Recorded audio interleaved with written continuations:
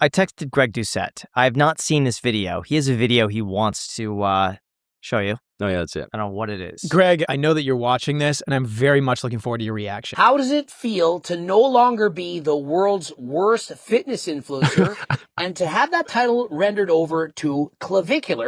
Clvicular, phenomenal influence.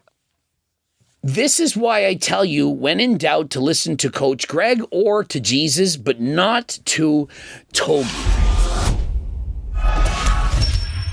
Clvicular has done more harm to the world right now in fitness than almost anyone. And I would argue than, in fact, everyone. From driving over a human being with a cyber truck to convincing teenagers that using steroids and performance-enhancing drugs at an early age, that's somehow a good thing, that their physical appearance, it simply isn't good enough, that they should bone smash, that perhaps getting jaw surgeries and so on is good, or that they should do limb lengthening surgery to get taller. How is that a good influence? A guy who got kicked out of university for having various vials of performance-enhancing drugs, who literally was assaulting people at a wedding, who crashed his car while not sober. This is our phenomenal influence. And so I don't know if Togi is saying this, he's being sarcastic, or he's saying, hey, he's phenomenal because he's actually worse than me. I'm not sure. A lot of people really don't understand what it's like to be a loser. Yeah, I can't really relate with being a loser. I've never been one. But mentally, I can imagine it. I was a school teacher. I saw the losers and the winners.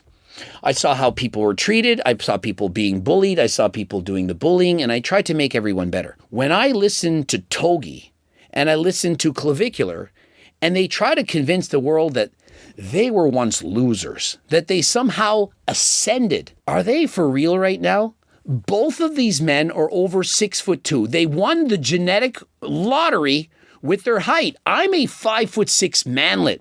And so in comparison to them, how could they ever understand? I used to be a scrub. Before you were a scrub, you were one of the best baseball players in the world, competing at the World Junior Baseball Little League Championship Series, whatever. 6'2", supreme athlete. But hey, I'm a loser. Last I checked, when I was in school, remember I was a phys ed teacher, students who were very athletically gifted, the best athletes in the school, they were the cool ones. I've never seen the best athlete in the school ever have problems socially. It doesn't count as being a loser and struggling with friends and not fitting in. You have the halo effect and you don't even know it. It's like these girls who are 8, 9, and 10 out of 10s and think, oh, life is great for everyone. It's amazing. People are so nice. Yeah, they're nice because you're hot. The rest of the world, the 5'6" manlets, they have to make up for their literal shortcomings. In high school, I would smoke weed every single day, watch a ton of porn, can't talk to girls, no ambition. Yeah, it's so hard for a 6'2" good-looking guy to talk to girls. The best athlete in the school, one of the best athletes in the world in baseball. Yeah, it's so hard to talk to girls. Imagine if Togi were 5'6" and had the same exact life. How do you think it would have played out then? It was more or less over for me. Not more or less, it was over for me. 99% of young men, it is over for them. It's not over for 99% of men. I mean, come on. I mean, as much red pill, black pill, blue pill, purple pill, whatever pill I'm on, I know that it's not over for 99% of men. You trying to tell me only the top 1% of men can have a decent life? At worst, it's over for 80% of men, but it's only over for 80% of men because you're all quitters. You're losers. You sit down and don't give a shit. Why not try? Do you think I didn't try? You don't think I studied harder than last time? That I actually went to the gym, that I worked out, that I put the fork down, that I did all the things? If you apply yourself every single day, do better today than you did tomorrow, better tomorrow than you did today, you can make it. Is there some people that are just given horrible cards? Of course there is. I was given a very good deck. Even though I'm 5'6", and you can argue that, oh, your genetics suck. Even at 5'6", I accomplished a lot. If you are given a horrendous deck, I feel bad for you. There's perhaps nothing that you can do. You can get your life better, but you'll never be at the top. But most people with effort can overcome even their shortcomings. You already paid the consequence by growing up in this generation, being TikTok and weed is so popular and porn is so popular, your dopamine's getting fried. Bro, doesn't he think that weed was popular when I was growing up? You don't think people drank alcohol and smoked weed and did recreational substances?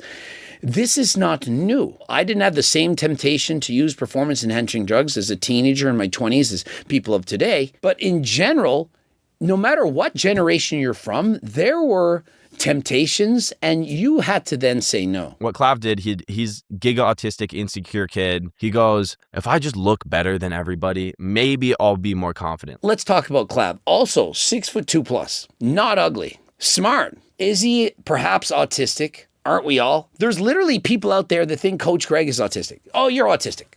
No, I'm not. What, are you going to label me? You're going to put on your little sticker, label Coach Greg? I don't define myself by any stupid label.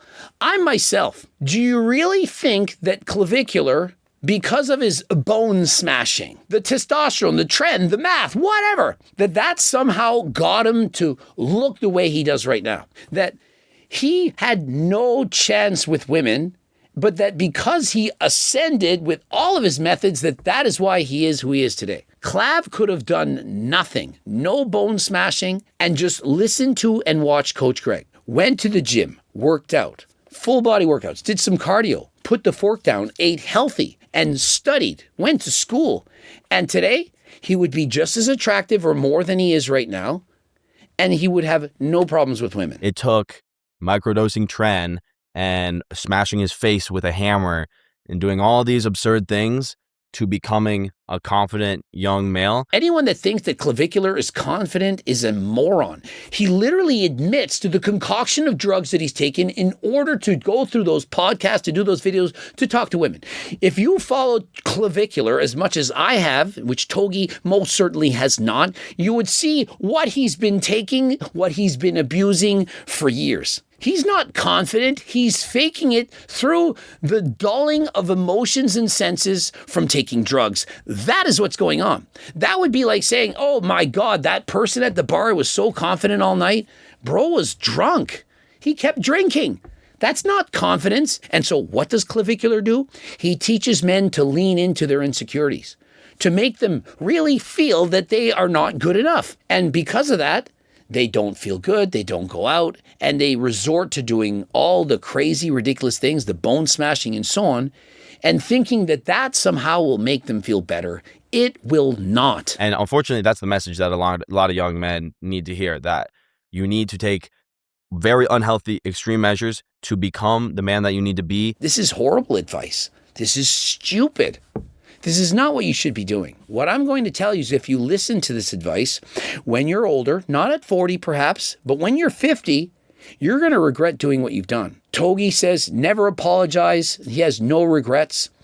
If he's 50 and the doctor tells him, you know, all those years of abusing recreational drugs, steroids, and so on, I'm sorry to tell you, but you have a heart condition and you're not going to be with us very much longer. He's going to think, that $100 million that I saved up from doing all that YouTube over the years, I would sacrifice all of it in order to have those years back. And so I'm telling you, it's not worth sacrificing your health in order to look better, in order to think you can get more girls, because when push comes to shove, when you're older, you're not going to care about those things, but you are going to care about being here on this earth. Attempt to fix it after, to become the man that you need to be, rather than just dragging it on and living your entire life as a giga autistic loser. Clavicular was not a giga autistic loser, but what he is right now is a giga autistic loser who has a lot of money and some fame. Still a loser. You really think that he's a winner? Why? By what metric? By how much money he's making? Are we really judging and determining whether you're a winner or a loser by how much money that you're making? Is that the only metric? Clavicular behind bars?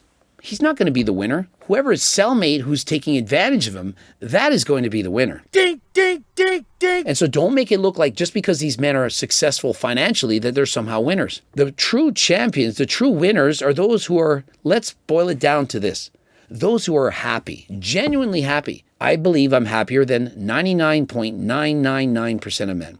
I think there's a chance that there's 1 in a million or whatever that are happier than Coach Greg. And so I aim to be that person. There's always room for improvement. Why not go for that? And so when I talk about happiness, I'm not talking about pleasure for one day. For example, abusing recreational substances. You're going to be happy in that moment. Of course you are. But true happiness doesn't come from any one moment. It comes from a collection of events. And when you're able to sacrifice effort right now for happiness in the future, that is where it's at. If you don't do anything where you need to sacrifice and work hard, you will not experience as much joy in the future. And so, for example, if you're trying to be good at a sport, whether it's bodybuilding, bike racing, running, whatever, you have to train each and every day. You're uncomfortable. You're training. You're grunting. It's hard. You don't want to lift those weights. Remember, clvicular, he doesn't even lift weights anymore, perhaps once or twice a month. If you train hard each and every day, eventually you're going to have that physique. Eventually you're going to lose that weight. You're going to build that muscle. If you study every single day and you put in the time, eventually you'll know those things. You'll get that job. In a relationship,